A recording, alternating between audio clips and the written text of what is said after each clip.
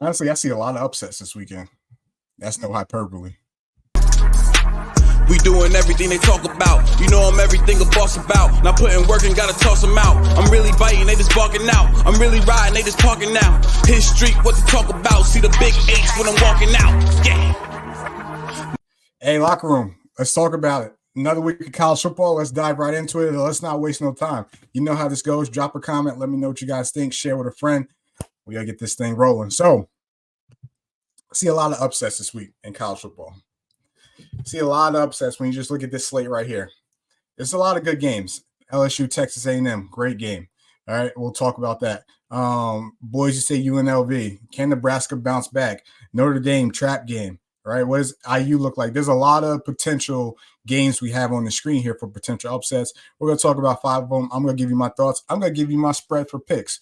All right, and then you guys let me know what you think. So again, you know how this works. Drop a comment. Let me know what you guys think. Let's talk it out. So here's the Athletes Forum DraftKings Parlay Part 2. Let's try to win some money here. So first game we're going to dive into. Ooh, you know what? I want to save that game. I don't want to go to that game just yet. All right. Oklahoma, Ole Miss. Oklahoma, Ole Miss. This is an interesting game. This is an interesting game right here.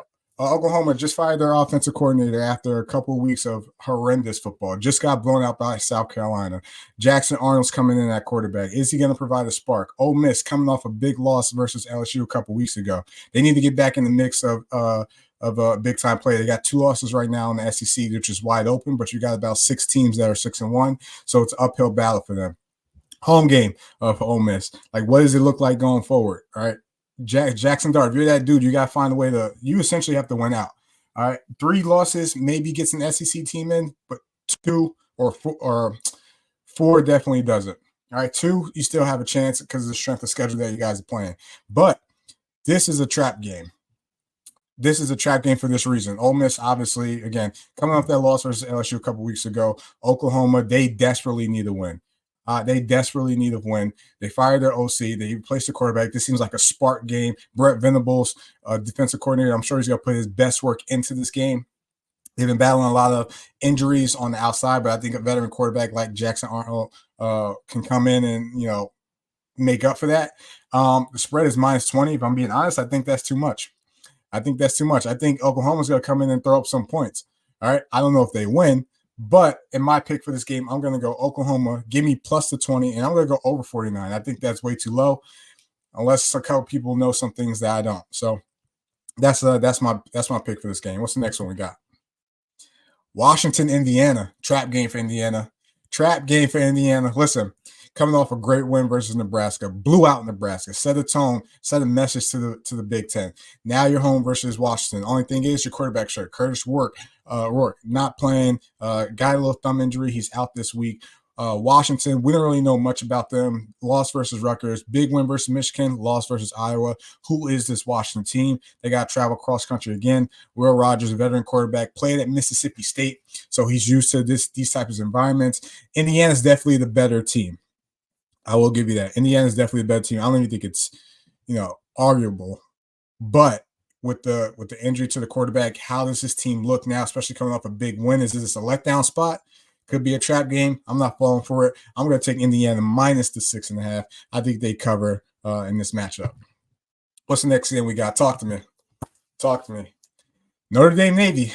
This is definitely a trap game. Trap game for a number of reasons. This Navy team is not the same Navy team we all knew in terms of, record-wise. Navy and Army doing very well this season. Obviously, they're ranked in the top 25. Navy has a top 5 offense. They're averaging 44 points per game. Notre Dame starting to find their stride a little bit. Couple weeks, back-to-back weeks, they put up great numbers on offense. I think Riley Leonard's starting to find his groove within the offense. They are battling a couple injuries. That defense is experienced, but I don't care what anybody says. And I played against it. Whenever you go against the triple option, it's an equalizer. You got to be extremely disciplined on defense with your eyes. You got to be gap sound. You got to be assignment sound. And the thing is, Navy has a quarterback. Usually these teams that run the triple option don't have a great quarterback.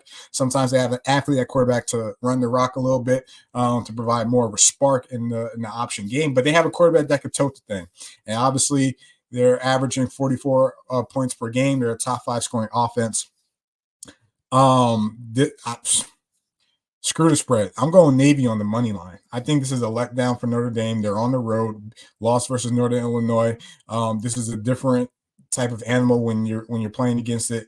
I think Navy pulls off the upset, and if they do, Notre Dame's playoff hopes are probably done because they don't have a strong schedule. Obviously, the win versus Texas A&M looks good, but it only looks good if you both have one loss.